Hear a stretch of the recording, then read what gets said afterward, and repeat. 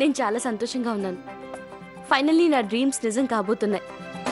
Producer గారు phone చేశారు. 4 డేస్లో షూటింగ్ స్టార్ట్ చేస్తున్నారట. కానీ నువ్వు షూటింగ్కి ఎలా వెళ్తావు?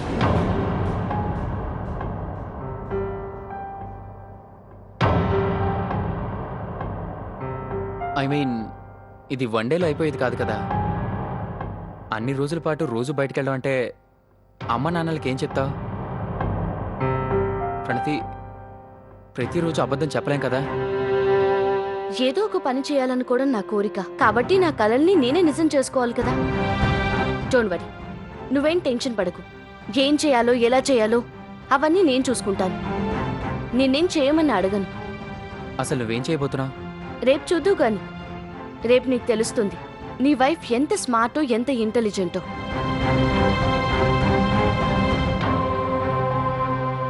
Good night. నేను భలే ఎంజాయ్ చేస్తున్నాను. ఎవరితో అంటే? ఎవరితో అంటే వింటక్క? పిల్లలతో పాటు. కేవలం పిల్లలతోనేనా ఆర్తి? ఏంటి నువ్వు కూడా? ఆయనతో పాటు కూడా.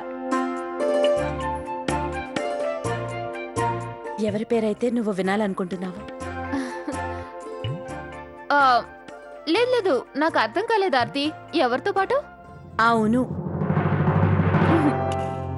మీ మరిది గారితో పాటు. నిజంగా? నిజంగా చెప్తున్నావా? ఆర్తి, మేమందరం ఈ మాట వినటానికి ఎన్ని రోజులుగా వెయిట్ చేస్తున్నామో తెలుసా?